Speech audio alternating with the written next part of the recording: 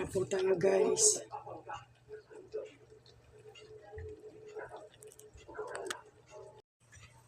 Hello guys, magluluto po ako ng gulay.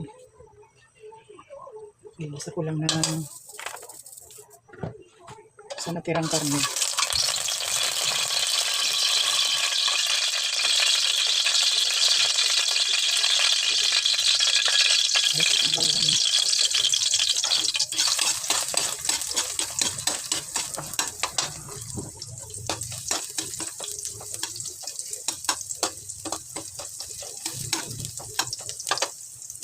Lagay ko na sa sibuyas.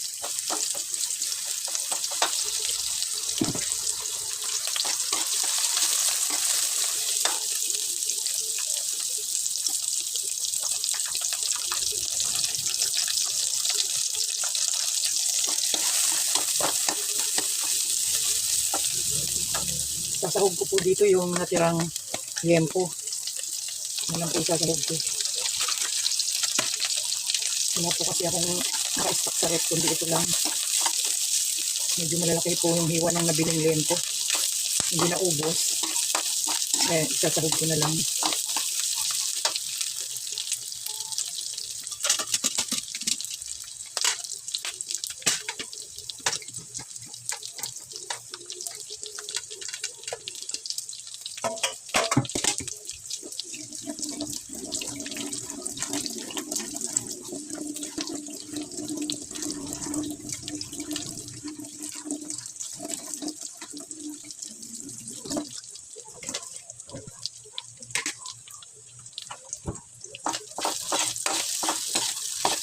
Ito naman na po yan.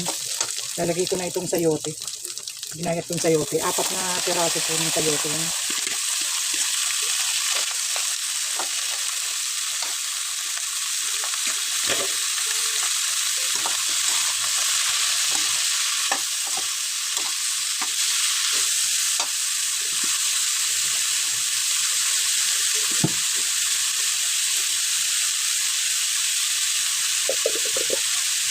Ito na lang paminta ilalagay ko para pino. Isang sachet.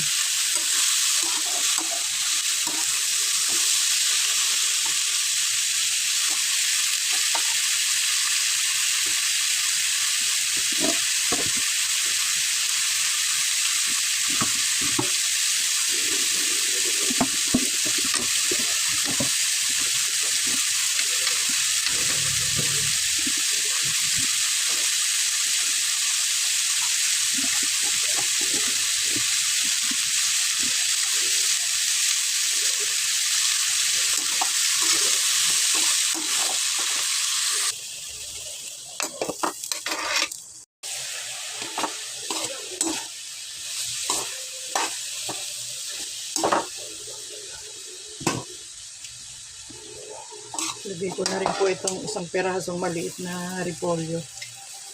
Kasi para dagdag. Ito po palang bell pepper. Isang maliit lang po. Nakuha ko sa aking tanim.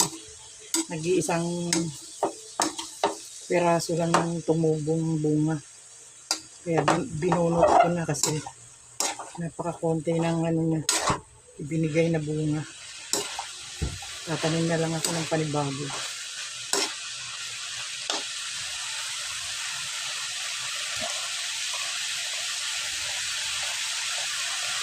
Lagyan ko ng seasoning.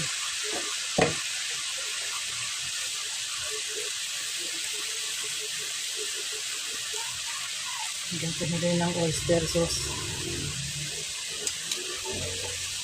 May ibang lasa. Lagyan ko na po na 1 tasang tubig.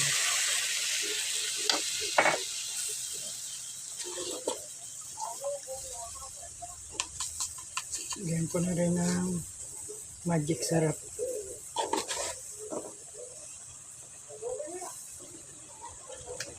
Lagyan ko raw po ng ano, wala po akong stock ng 4 cubes. Nilagay ko na lang po beef.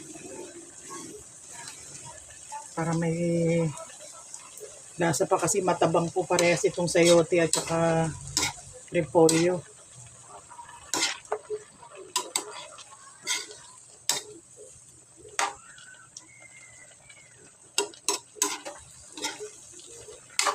hindi na po ako maglalagay ng patis o asin.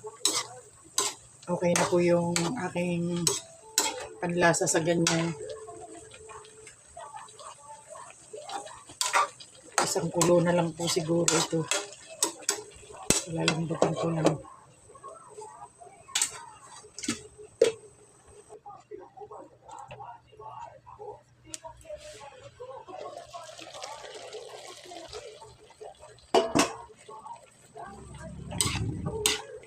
Yan po. Luto na po yan.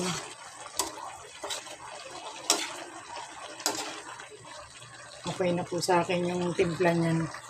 Baka kasi magsawsawan na naman yung aking kasamang kumain. Yan po. Patayin ko na po yung apoy.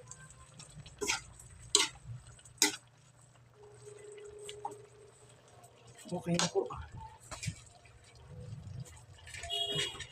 Maghahain na rin po ako kasi 8:45 na.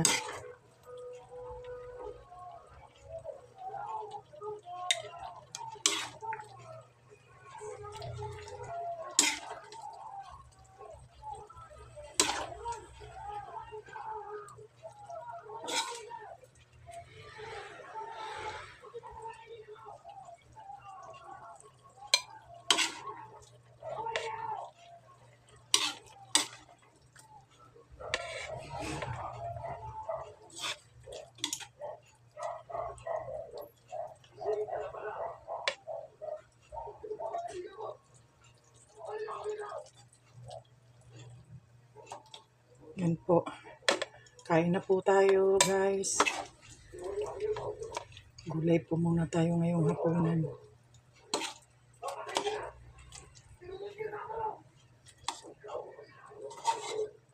So, dinig ng boses ni Tanggol. Yan po. Kain na po tayo, guys.